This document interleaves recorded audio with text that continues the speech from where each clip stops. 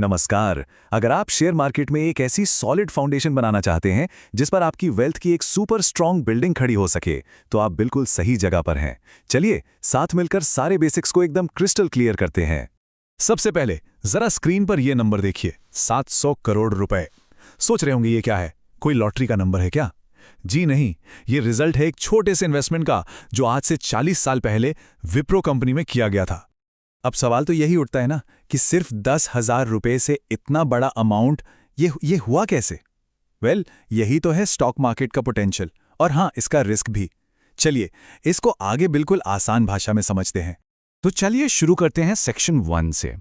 यहां हम सबसे पहले और सबसे बड़े सवाल को एड्रेस करेंगे। शेयर मार्केट आखिर है क्या?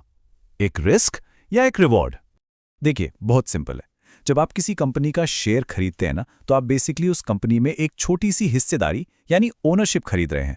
सिंपल शब्दों में कहें तो आप उस बिजनेस के को ओनर बन जाते हैं। इसको ना एक बहुत ही रिलेटेबल एग्जाम्पल से समझते हैं। सोच के देखिए कि आपने अपने दोस्त के नए बिजनेस में पैसा लगाया है। अब अगर बिजनेस चल निकला, सुपरहिट हो गया, तो आपका पैसा भी बढ़ेगा, राइट?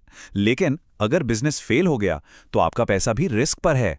यहां कोई फिक्स्ड इंटरेस्ट वाला चक्कर नहीं है, या तो प्रॉफिट होगा या लॉस। बिल्कुल वैसा ही शेयर मार्केट है। तो बात बिल्कुल साफ है, जहां इतने जबरदस्त रिटर्न्स की पॉसिबिलिटीज हैं, वहां रिस्क तो साथ में आएगा ही। ये एक ही सिक्के के दो पहलू हैं। पर रुकिए, एक गुड न्यूज भी है। इस रिस्क को ना अक्लमंदी से मैनेज किया जा सकता है। Okay, so section 2। अब आते हैं आम आदमी के सवाल पर। भाई, पैसा कितना लगेगा और मिलेगा कितना? लेट्स फाइंड आउट कि शुरुआत करने के लिए कितना कैपिटल चाहिए और हम रियलिस्टिकली कितना रिटर्न एक्सपेक्ट कर सकते हैं। अक्सर लोगों के दिमाग में एक बात बैठी हुई है कि इन्वेस्टिंग के लिए तो लाखों रुपए चाहिए। ये ना सबसे बड़ा मिथ है। सच्चाई पता है क्या है? आप सिर्फ 1,000 रुपए महीने से अपनी इन्वेस्टिंग की जर्नी शुरू कर सकते हैं। जी हाँ, जस्ट 1,000 रुपीज अ मंथ। और ये छोटा सा इन्वेस्टमेंट कितना पावरफुल हो सकता है, अब जरा ये देखिए। एक सिंपल फॉर्मूला है। मान लीजिए आपने 1,000 रुपए महीने की एसआईपी शुरू की। हर साल अपने इन्वेस्टमेंट को बस 15% बढ़ाते गए और मार्केट ने भी आपको एवरेज 15% का रिटर्न दिया। तो 25 साल तक इन्वेस्ट करने पर गेस कीजिए कितना अमाउंट बनेगा? पूरे 1 करोड़ रुपए। जी हाँ, यही है 8वां अजूबा, जिसे कहते हैं द पावर ऑफ कंपाउंडिंग। एक छोटा सा डिसिप्लिन इन्वेस्टमेंट आपको लॉन्ग टर्म में फाइनेंशियली फ्री बना सकता है। चलिए अब रिटर्न्स को थोड़ा पर्सपेक्टिव में रखते हैं। हमारे आम इन्वेस्टमेंट ऑप्शंस क्या हैं? बैंक एफडी जो लगभग 6% देती है, या फिर गोल्ड जहां से 9% के आसपास मिल जाता है।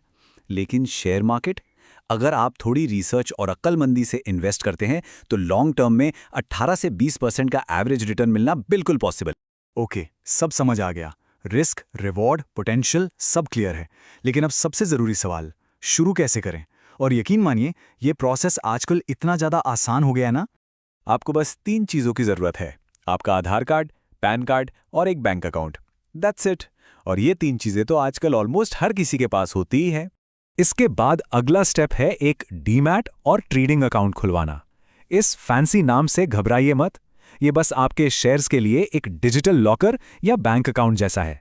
सब कुछ ऑनलाइन हो जाता है, कोई पेपर वर्क का झंझट नहीं, और 3 से 4 दिन में आपका अकाउंट रेडी है ना। सिंपल? ठीक है, प्रोसेस सिंपल है, रिटर्न्स अच्छे हैं। तो फिर शेयर मार्केट इतना बदनाम क्यों है? लोग इसके नाम से डरते क्यों हैं? चलिए अब इस डर की दीवार को भी तोड़ते हैं। पता है इसकी सबसे बड़ी वजह क्या है? ये सोच कि रातों रात अमीर बनना है। लोग मार्केट में एक बिजनेस की तरह नहीं, एक लॉटरी टिकट की तरह आते हैं, और बस यहीं से सारी प्रॉब्लम शुरू हो जाती है। देखिए, मार्केट में 2 तरह के लोग हैं। एक है गैम्बलर, जो टिप्स और किस्मत के भरोसे आता है क्विक पैसा बनाने और अक्सर पैसा गवा कर जाता है। और दूसरा है इन्वेस्टर, जो रिसर्च करता है, सब्र रखता है और लॉन्ग टर्म में वेल्थ बनाता है। अब चॉइस क्लियर है कि रास्ता कौन सा चुनना है।